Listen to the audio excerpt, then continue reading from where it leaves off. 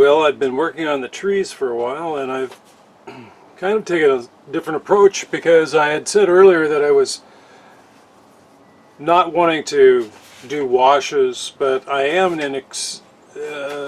putting in some light washes in this very distant background where I can go over it with darker values to flesh out these trees.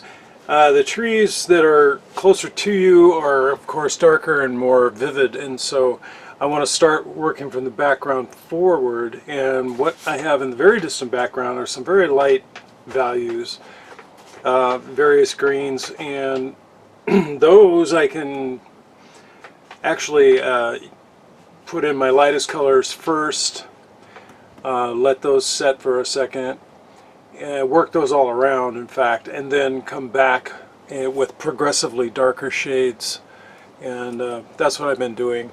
So it's a slow process because I'm working really small, and it's primarily the colors that I'm going to repeatedly are hookers, green, some olive, sap green, and then I will kind of create different tones with the addition of maybe a little bit of brown, where I might touch it with some raw umber or a little burnt umber, possibly some Davies gray or a sepia. So I don't typically use the colors just straight from the palette. I always play around with them until I get a mix that I'm pleased with. And for something in the distance, it doesn't have to be saturated with the color.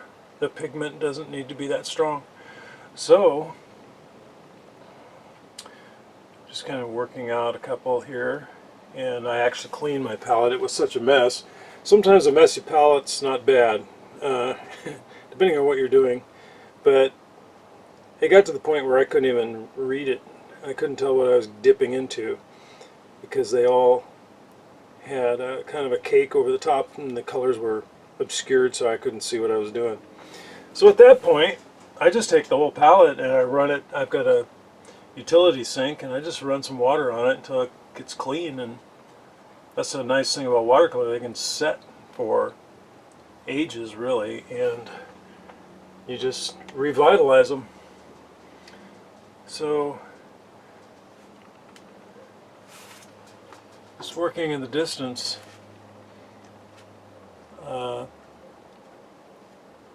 brush strokes need to be a little,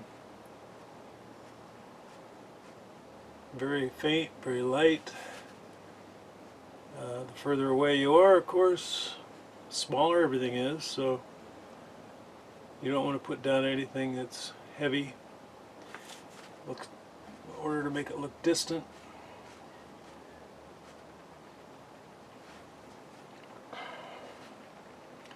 So thin lines, so you're going to use your smaller brushes, and make sure when you're doing a tree too that you think about the 360-degree aspect, because it's easy to start doing a tree and leaving a tree trunk and there's nothing on the observer's side of the trunk and it looks like it's been flattened. Well, make sure that you cross the trunk and paint in front of it as well as around it, so that you're creating that 360 appearance. It's simple to make that mistake. Kind of make it look like a comb, and that's from not actually covering the front.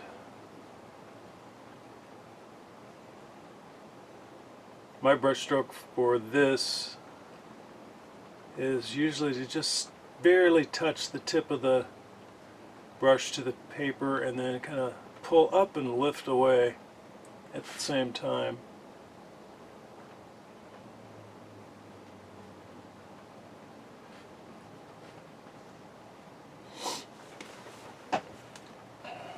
Now I'm using a little bit of There's a little bit of sunshine I'm trying to show here in the distance, and to warm it up a little, I'm just adding a little bit of yellow ochre to my green, and that kind of helps, but it's very dilute. So plenty of water. I go back to the water trough almost, well, every time, because I want to keep a very, very light kind of glowing appearance to it.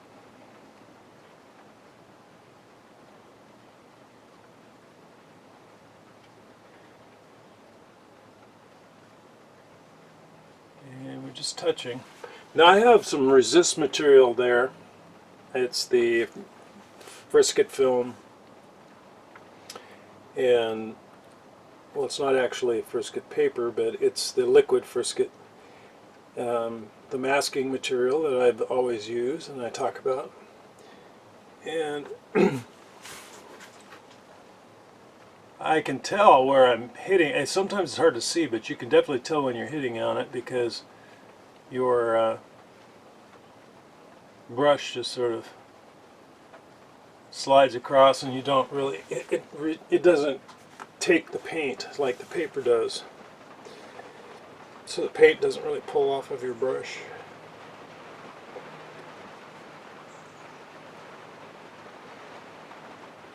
I'm adding a little more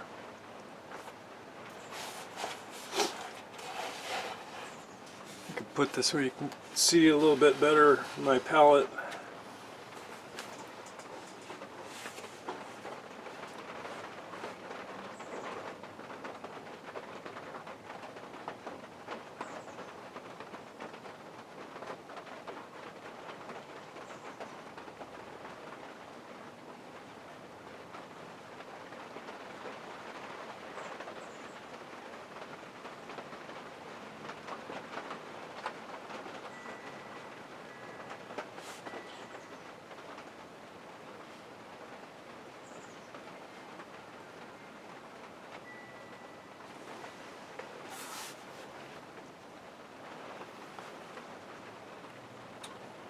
A little more ochre. Put some really distant stuff in there. There's sort of a hillside that disappears behind these foreground trees. And so I can sort of just put that in without worrying too much about describing the actual tree form. I'm just kind of putting the color in the distance. And I'm going to have to get that resist material off, which, to accelerate that, I use a hairdryer. If I need to get something dried, you know, where I just painted and want to get rid of it, get it out of there.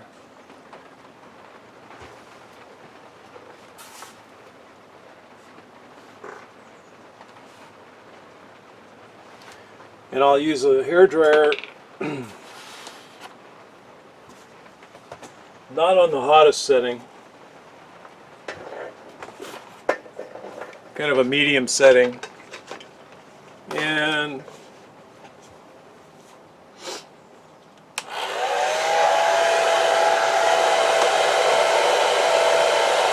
make sure you move it around.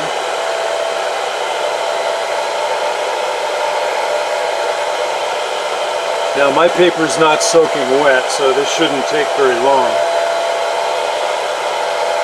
The main thing is don't leave it in one spot too long. You have a couple of problems. One of which would be that the resist becomes kind of gummy, and it can really be hard to get off. And then you'll be sorry. I've done that. I've used too much of it and got it really hot and gummy, and just really sunk down into the fibers of the paper. And it was very difficult to remove.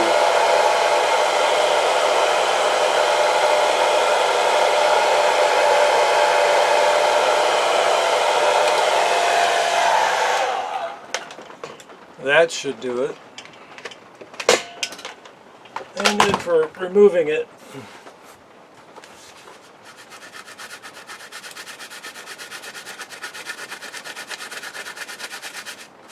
see how much of my painting comes off with it.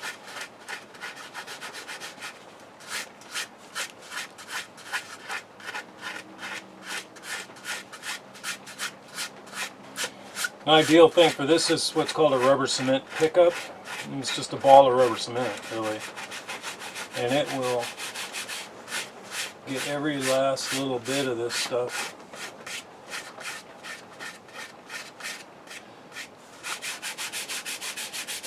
But you can feel it. It's just a tiny bit raised. And if there's any there, you'll feel the texture of it.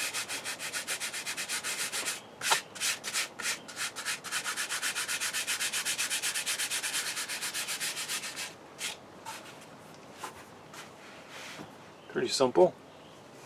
Now I'm going to go with a really light, very pale evergreen color for some of the trees that are very distant and very much less distinct in the distance.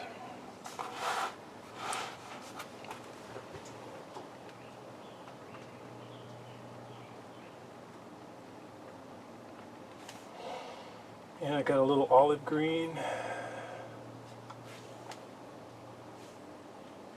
and a little bit of sap green.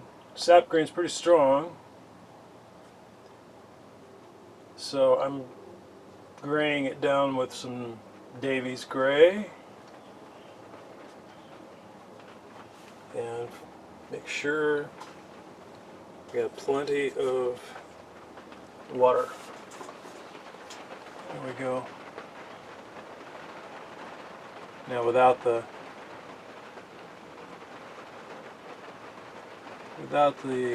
masking material, it's really nice to work back into this.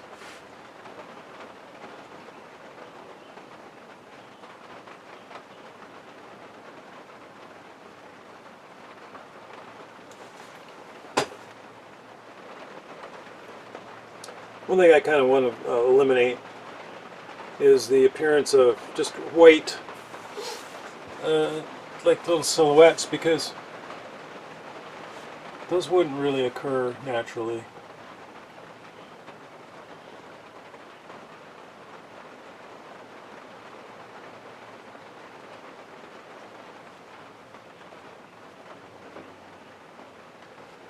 So rather than white, we might see kind of a gold back there, but it's not likely that we're going to see any white.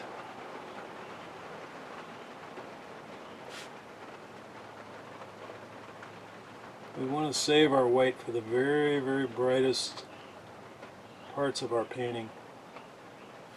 Areas that really you want to punch up. And a white is going to attract a lot of attention. And I don't know that we really need it in the background trees. So I just want them to kind of blend into the sky a little bit.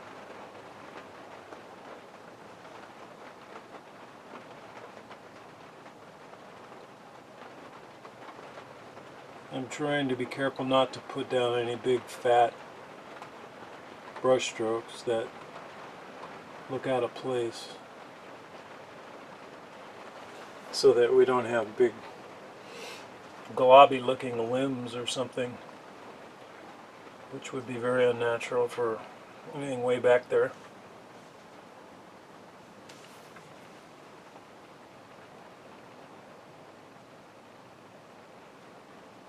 Now the stuff that's coming forward a little bit more into the picture plane,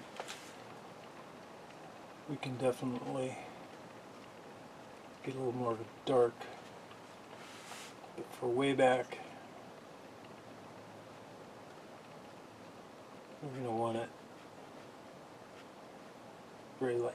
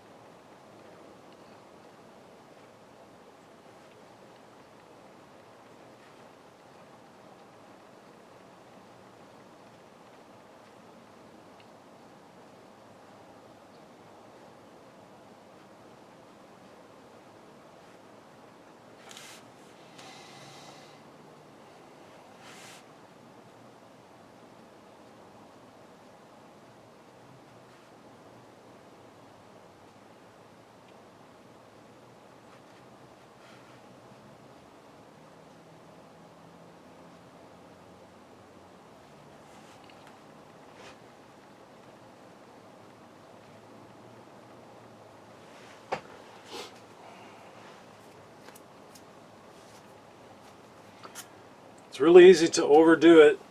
You have to check yourself sometimes. If you get in an area that you think is working, that you like the appearance of it, and you know it's accomplishing what you want, be careful. Don't go back to it just because it's, you know, your favorite spot. Like, I like this in here and what's developing there, and it's got a lot of contrasts. It shows distance, and I've got to be careful that I don't overpaint in that area. So I'm gonna be wary of that. I'm gonna put a tree that's kind of in the foreground, and I do need a color for the trunk, and this will bring this one a lot to the foreground.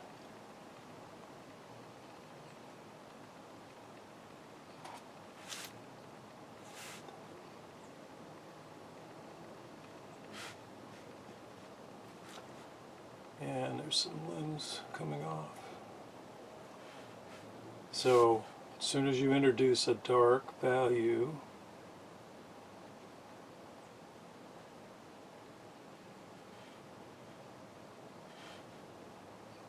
you're going to bring that thing forward. Now,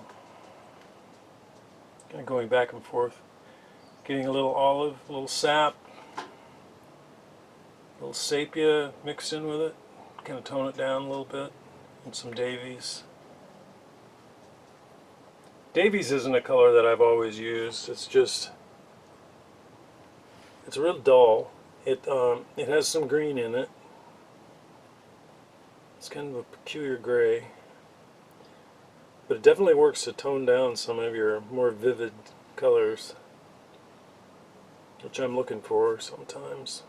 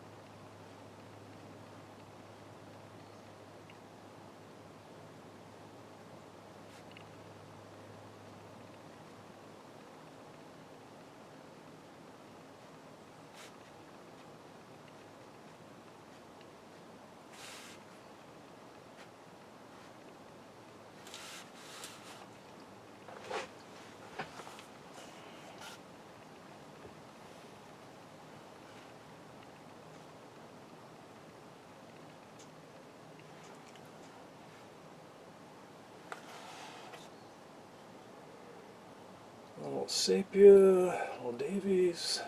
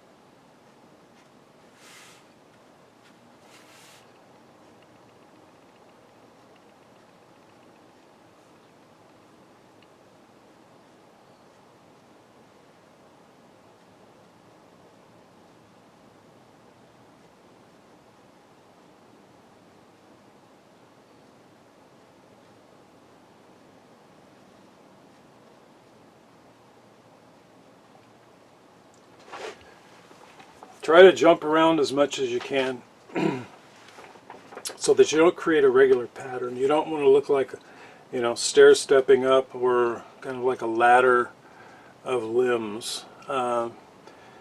Nature is just so irregular in that way and random. So you want to do the same with your, you know, brush strokes. You want to move them about, change the angle of approach, and try not to repeat the same tree over and over, which takes a little concentration sometimes. Step back, see what you've got going, and assess it, and then come back to it. I'm going to take a minute here, do that, and plan my next move, and then I'll get the camera back.